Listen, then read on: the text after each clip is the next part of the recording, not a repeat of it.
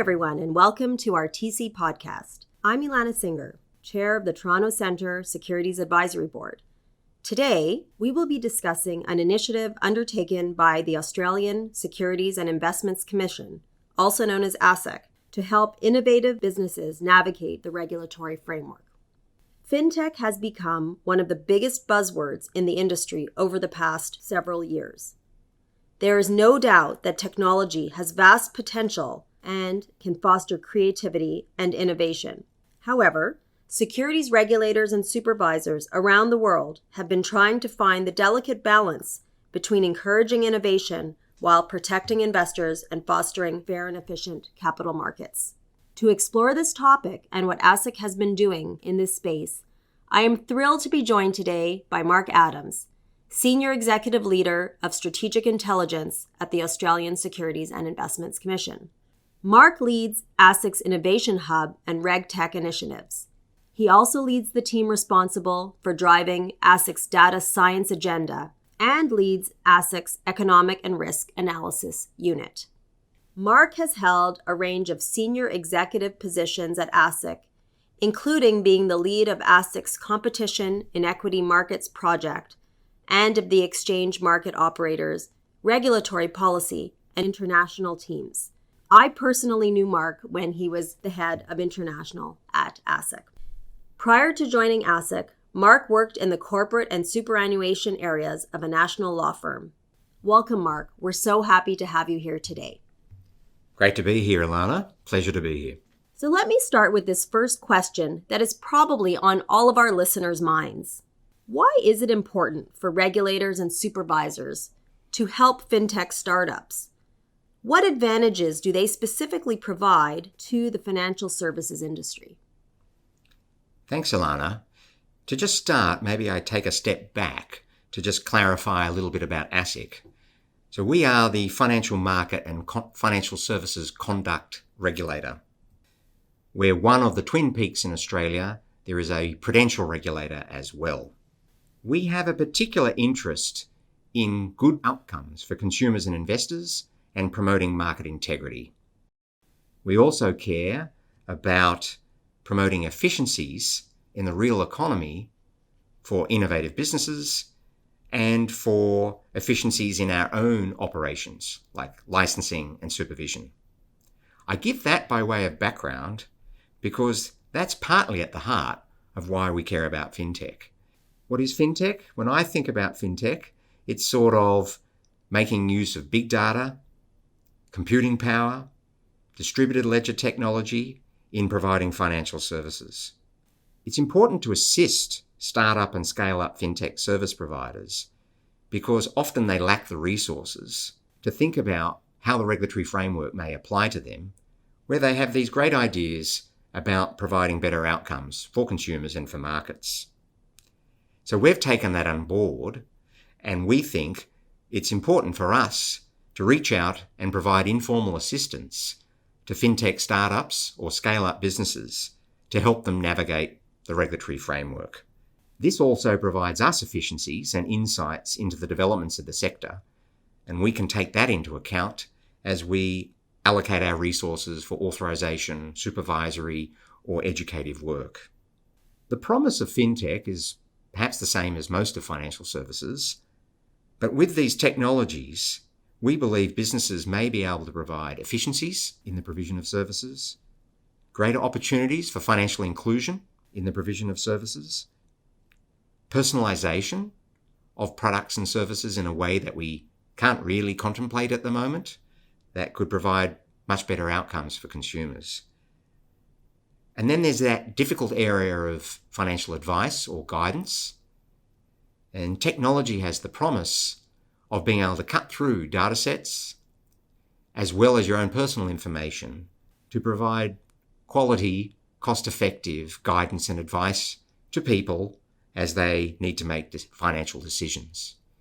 So there's a range of reasons why we think fintech businesses can supply better outcomes for consumers and markets, and why we think it's consistent with our regulatory remit to engage with that sector.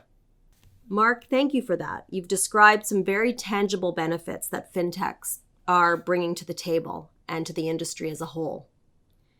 Now, it is my understanding that ASIC was one of the first, if not the first, to create a place within the regulatory framework where fintech startups could get help. What responses have you seen to ASIC's Innovation Hub? Alana, we were one of the first. We weren't the first. I think the Financial Conduct Authority of UK would claim to be the first with Project Innovate, but we were not that far behind in launching our Innovation Hub in March 2015.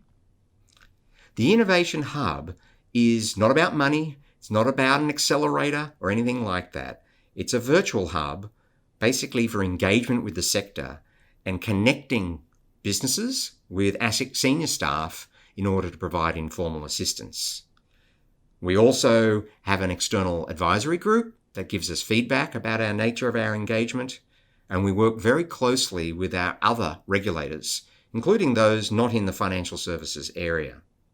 So that's a little bit about the hub, but in terms of creating a place for them and what responses, in short, this industry, by and large, wants to work within the regulatory framework.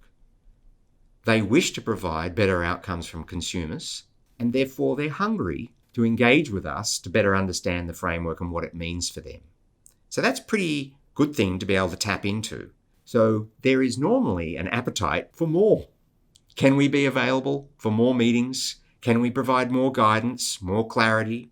Can we provide platforms for networks and collaboration? Would you be open to be part of trials of technologies? Can you provide us sandboxes or concept testing areas? So there's a long list of what they're interested in. But generally, we get a lot of positive feedback about engagement and providing informal pointers.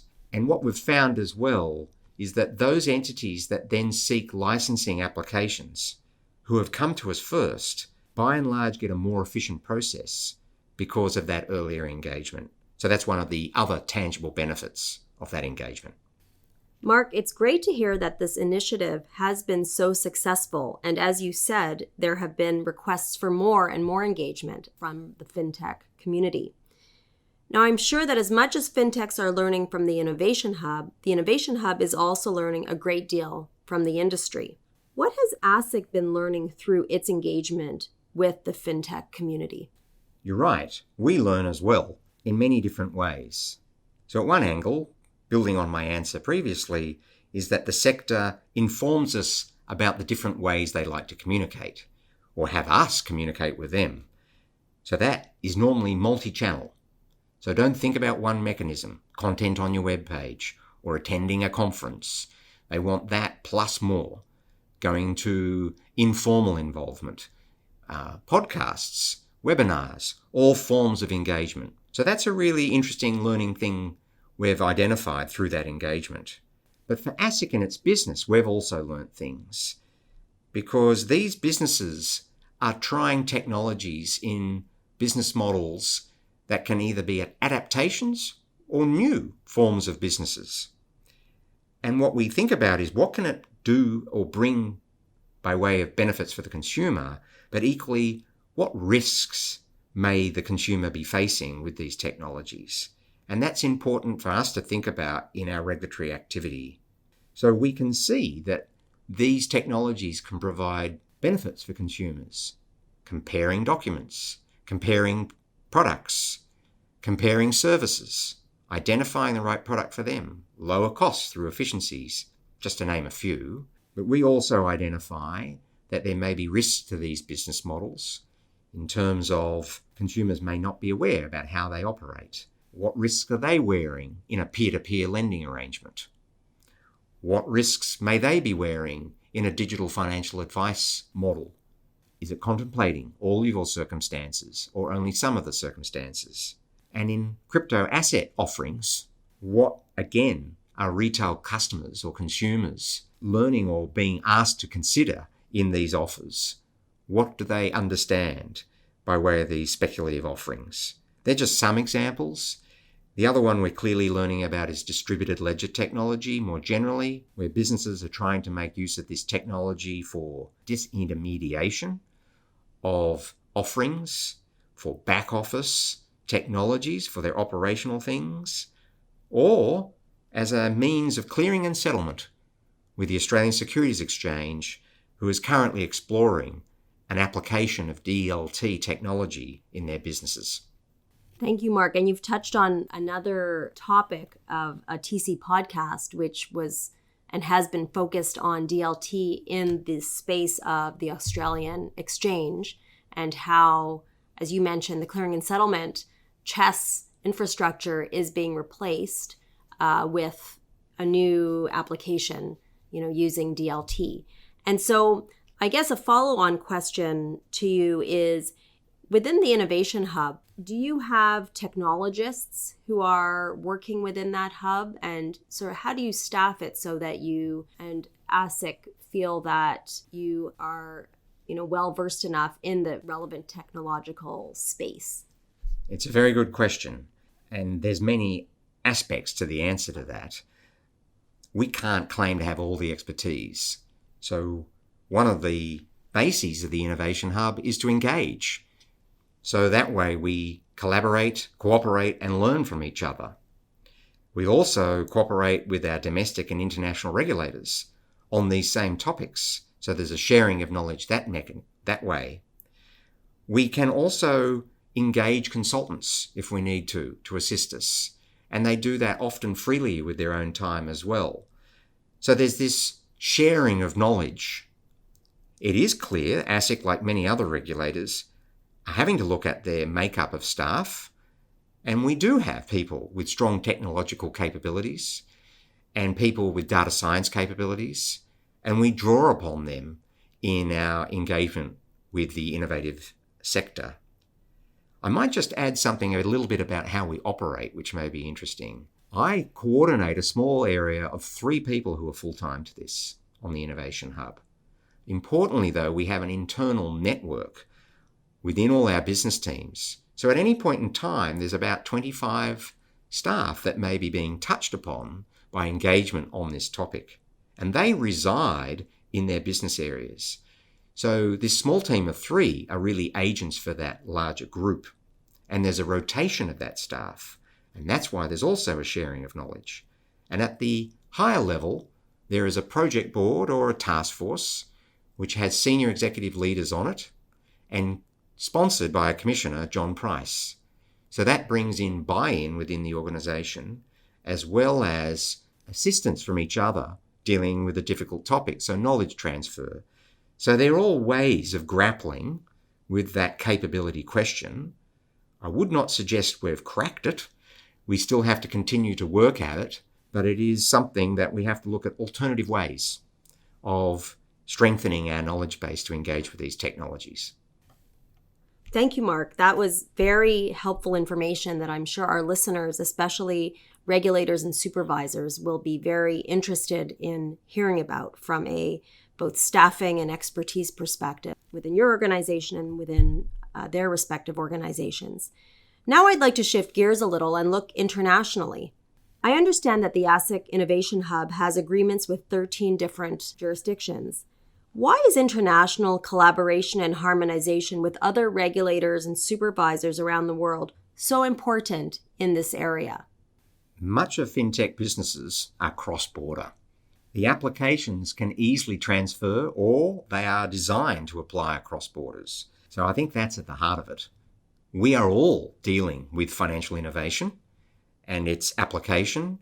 So therefore, it's just natural that jurisdictions really need to work together for knowledge sharing and comparing how we're dealing with issues and approaches and not duplicating what we may do with problems or things like issues that may arise. So it's right.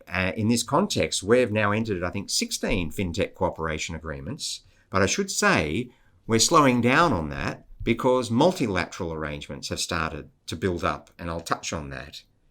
At the heart of these cooperation agreements is knowledge sharing. So I'm regularly on a call every quarter on the phone with some jurisdiction around the world talking about fintech in some way or other. So there's knowledge sharing both about what are we seeing, how do we approach it, what issues are arising, What do you see as being a problem for the future or an opportunity for the future? We also have some of these agreements in place so that we can refer businesses to each other. So we can do that on a streamlined basis. And informally, we can meet with delegations from each other's jurisdiction as well. So there's that aspect of it, of which the fintech sector is very interested in terms of streamlined introductions into other jurisdictions. I think the other component of this, which is in your question, is harmonization. I'm not so sure I'd be saying it's going to come shortly. That is a difficult thing, to harmonize national laws. But I think what can happen is a better understanding of frameworks, approaches, and there can be commonality of principles and approach. And that's what can be done across border. At the multilateral level, which I was just referring to, there is industry standard setting bodies like the International Organization of Securities Commissions, IOSCO, which has a range of fintech related committees looking at all sorts of things like distributed ledger technology, artificial intelligence, and ethics, as well as RegTech. Then there is a new body called the Global Financial Innovation Network. It's chaired by the FCA in UK at the moment. It's just had its annual meeting in London at the beginning of May. There are about 35 jurisdictions who have joined up to that across all sorts of financial sectors. And there are a lot of observers as well who have joined up. Its ambitions is not only information sharing, so that can be between a securities regulator and an insurance regulator, but also to look at opportunities for cross-border trials of technology, both by fintech businesses, where they may want to trial payments applications in relation to consumers, or in RegTech, where it may be that a few regulators wish to be part of a cross-border trial in the RegTech area. So there's a range of reasons why I think both domestic and international cooperation and collaboration is really important, given the cross-border nature of fintech and RegTech activities. Mark, you mentioned earlier RegTech, and I understand that that's also one of the areas of your remit at ASIC. Do you want to elaborate a little bit more on that? Sure. RegTech, what is it? Essentially, it's the same technologies or applications of it being used for a different purpose, risk management and compliance. And it's really important for regulators to try to promote better outcomes through these applications. Again, regulators may have different mandates that determine how they approach this, but we're leaning in a little. And an example of that is we're planning to host events. They're not tech sprints like the Financial Conduct Authority in UK, but we do plan to make available some data sets and to encourage service providers to deal with a problem such as financial advice, conduct of business, or financial promotions and advertising, in order to demonstrate the potential of these technologies to assist firms in their compliance activities. And we think this is a good way of producing better outcomes for consumers. So that's a question, I think, for a lot of regulators to engage in trying to promote the RegTech environment. I think a related question is the use of those same technologies for their own purposes, for supervisory tech. And we are also conducting our own trials in natural language processing, forms of text and voice analytics, and creating automated threat harm business models to look over data sets. They're just examples. There's many regulators far and ahead of us in some of these things. So these technologies, I think, are really important for producing better risk management and compliance, as well as more effective and efficient supervision by regulators. Thank you, Mark. That's very interesting and really demonstrates the importance of information sharing and being able to collaborate with other like-minded jurisdictions. Since the Innovation Hub was launched, many regulators and supervisors around the world have launched similar initiatives to themselves assist fintechs. And as you noted, you were at ASIC, not necessarily the first, but certainly one of the first. So to wrap up our discussion, in your view, is it possible for regulators and supervisors to promote financial innovation while also protecting investors and fostering fair and efficient capital markets? The short answer is yes. It is a balancing act, though, and it will come down to the mandate of each regulator and the environment within which they work. We, as I said at the beginning, see great opportunities potentially at the applications of these technologies to produce better outcomes for consumers and market integrity. So why wouldn't regulators want to be engaged in that development and that opportunity? But at the same time, as I mentioned earlier, there could be risks associated with some of these business models, and therefore we need to maintain in that engagement model independence of the ability for supervisory decision-making and perhaps enforcement if we see it. So it's not necessarily an endorsement of these innovative business models. We have to, on a risk-based approach, determine our supervisory and enforcement response to any issues that emerge. And I think the community in the fintech sector understand that there's this combination of engaging and providing pointers and assistance whilst not endorsing actually business models, and that it's important that regulators maintain their ability to intervene in order to maintain trust and confidence in the financial system, of which the fintech community really relies upon. So that's my short answer for sort of saying it is a balancing act. I think each regulator will find their own footprint depending on their mandate, but I think it can be done. Mark, thank you so much for this very interesting discussion. I wish we had more time to discuss, but even in the short time that we have spent together, I'm taking away 3 things. First, ASIC's Innovation Hub has been very successful, in part because of its openness to new ideas and to innovation. And in addition, the fact that consultation and outreach to stakeholders has been top of mind. Second, with respect to knowledge sharing and information sharing domestically and internationally, that is clearly an important piece of the puzzle.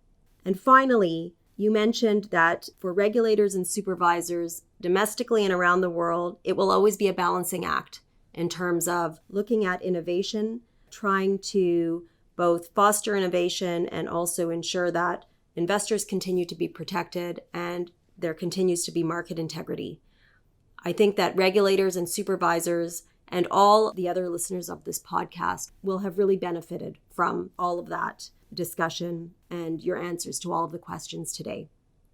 So we'd really like to thank you sincerely for taking time out of your busy schedule to provide us with your valuable insights, Mark. Thank you. You're welcome.